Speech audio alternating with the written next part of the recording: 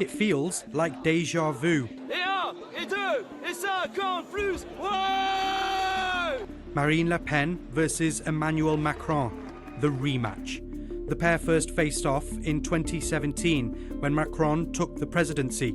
Voters are taking to the polls again to decide between them. But what's different this time?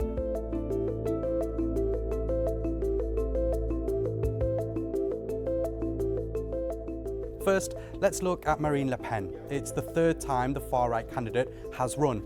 Previously, she's hammered home anti-immigration, anti-Muslim and anti-EU sentiment. But this time round, she's had a PR revamp and presented herself as much softer in an attempt to detoxify her image. She has backtracked on some of his more controversial stances and embraced republicanism. She's also expelled militants holding excessively radical views, which included her own father and founder of the party, Jean-Marie Le Pen. And finally, in 2018, she changed the party's name from Front National to Rassemblement National, or National Rally, as it's known in English.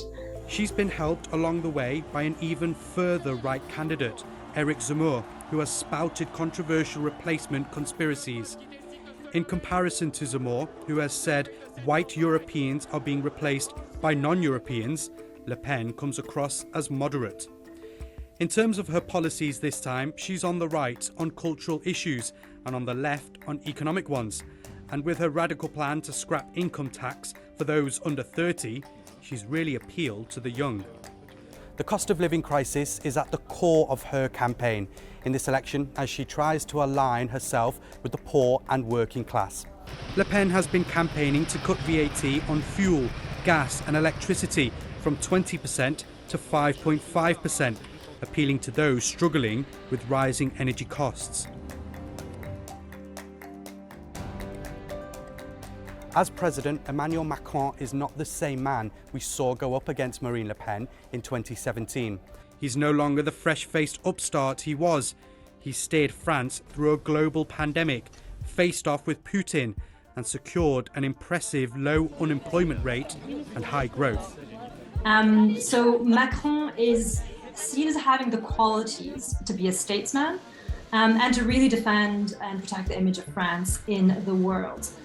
The problem is that he also does not come across as someone who is close to the people. So he's frequently viewed as someone who's quite detached and who does not understand, let's say, the man on the street's problems. So he has still this kind of this aura of a president of the rich, which potentially makes it a little bit tricky for him to speak to certain sections of the electorate that he probably does need to actually win the election.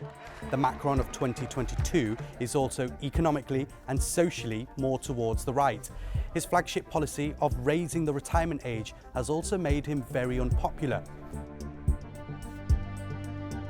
The first round of voting is mainly to decide which two candidates will face each other in the second. It is possible for a candidate to win in the first round, but they'll need over 50% of the vote. This has only happened once, when Napoleon won 74% of the votes.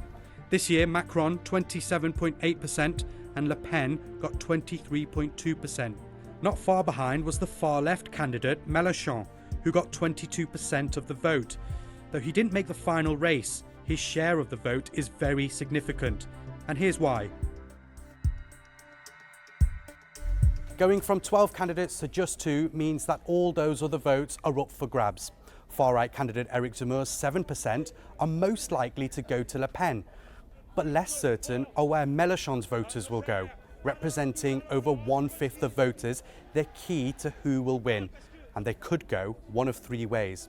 Some of them are going to go to Macron because they dislike Marine Le Pen's social conservatism, her very hardline stance on immigration and nationalism, her non-progressive and non-inclusive attitudes towards things like LGBT rights. But there's another group who are going to be persuaded by Le Pen because she is actually quite similar to Mélenchon in her attitudes towards France's position on the global stage.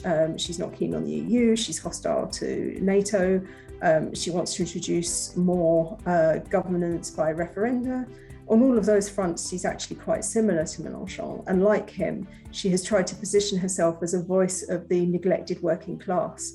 So there is a core electorate there for Mélenchon that will swing to her. And then there's a third group who are probably not going to vote for either candidate.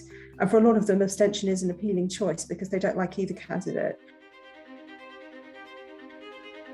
Key to securing votes and the issue, top of the list in voters' minds, is the cost of living crisis. The so-called president of the rich may initially be on the back foot here, but he could yet unveil new policies in this area. Le Pen, on the other hand, has been focusing on this during her campaign, promising cheaper petrol and essential goods and banning immigrants from welfare.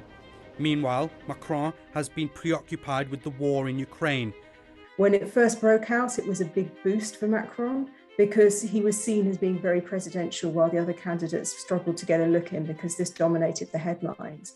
But as the campaign has progressed, it's come to hurt him because he's had to focus too much on that at the expense of the rest of the election campaign. And voters are now feeling ignored and that he's not taking the election seriously enough. Le Pen herself has had close ties with Putin, not only a long-standing supporter, she even took a loan from him, which she is still paying back.